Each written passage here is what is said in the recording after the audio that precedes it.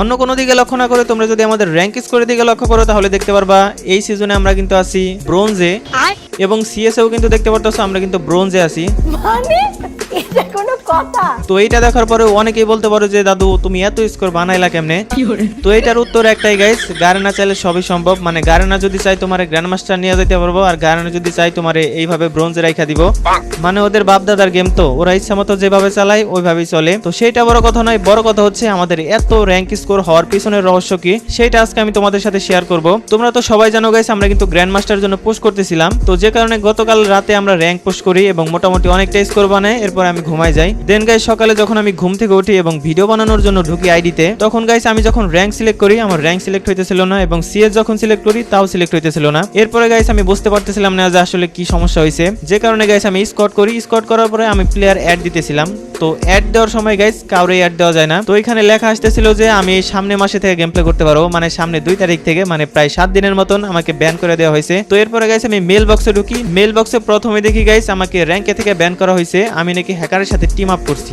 यही नहीं अभी और सुनिए। মানে কি আর বলবো বলো। তো আমাকে মোটমাট 2টা মেল করা হয়। এক মেলে হচ্ছে আমি হ্যাকারের সাথে টিম আপ করে গেম প্লে করছি। তো তোমরা তো জানো গাইস আমি অচেনা প্লেয়ারের সাথে খুব একটা খেলি না, যতটুকু আমি গেম প্লে করি আমাদের টিমমেট আছে বা আমাদের স্কোয়াড আছে তাদের সাথে সবসময় গেম প্লে করা হয়। তো ফার্স্ট মেলে যখন দেখি যে আমরা হ্যাকারের সাথে গেম প্লে করছি, ওইটা দেখার পরে আর কি আর বলবো, মানে গারেনা যখন শুক না খায়।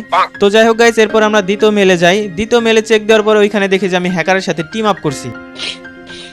মানে এটা কোনো কথা? যেখানে গাইস আমরা কারোর সাথে টিম আপ করি না, আমরা মাইরা দেই, মনে করো আইডি ব্ল্যাক লিস্ট হইব দেখা, সেখানে গাইস যেটা করি নাই ওইটার জন্য নাকি ব্ল্যাক লিস্ট মাইরা দিছে। যেটা গাইস কখনো করি নাই ওইটাই যদি দেয়া দেয় বা ওইটার জন্য যদি আমাদের র্যাঙ্ক বা সিএস যদি ব্যান করে দেওয়া হয়, তখন গাইস কেমনটা লাগে বলো? তো যাই হোক গাইস, এবার গাইস আমরা অনেক চেষ্টা করছিলাম যে আমরা র্যাঙ্কে গ্র্যান্ড মাস্টার ধরবো, কিন্তু গাইস হইলো না। 12,000 নাকি কত হাজার জানি স্কোর হয়েছিল, তো মোটামুটি ভালো স্কোর হয়েছিল, আরেকটু হইলে আমরা গ্র্যান্ড মাস্টার ধরতে পারতাম। এই সময় গাইস এরকম একটা কাহিনী হইলো, যে কারণে গাইস আমরা গ্র্যান্ড মাস্টারটা ধরতে পারলাম না। তো গাইস এখন আর কিছু করার নাই, মানে যেহেতু আমাদের ব্যান করে দিছে র্যাঙ্কে থেকে এবং সিএসএ থেকে, যে কারণে গাইস আমি ওই আইডিতে ভিডিও বানাইতেছি। বর্তমানে আমি এই আইডিতে ভিডিও বানাইতে পারতেছি না, তো আমরা রেগুলার এখন ওই আইডিতে ভিডিও বানাবো। আবার যেদিন গাইস এই আইডিটা ঠিক হইব, এরপরে গাইস আমরা এই আইডিতে আবার ভিডিও বানানো শুরু করব। তোমাদের সাথে গাইস এরকম কিছু হয় কিনা একটু কমেন্ট করে জানাই দিও। গত কয়েকদিন আগেও গাইস আমার সাথে এরকম একটা কাহিনী হয়। তো র্যাঙ্ক খেলার সময় গাইস আমার র্যাঙ্কে থেকে বের করে দেয়, মানে অটোমেটিক এলিমিনেট করে এরপরে গাইস আমার বের করে দেয়। তো লবিতে আসার পরে গাইস আমি যখন গ্রুপ ক্রিয়েট করি, মানে গ্রুপ হইতেছিল না, বা কারো যদি আমি অ্যাড দেই তাহলে কেউ আসতে পারে না,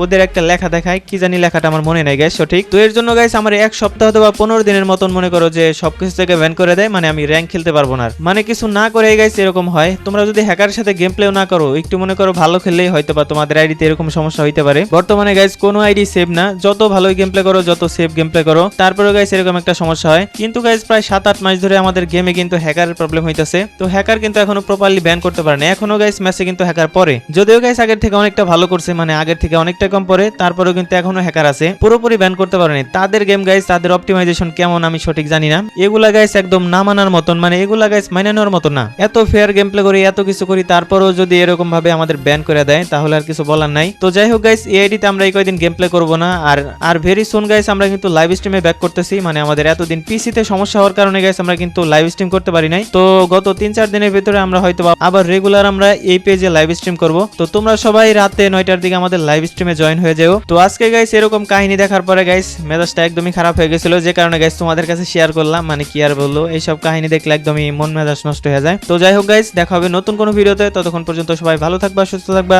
আল্লাহ হাফেজ।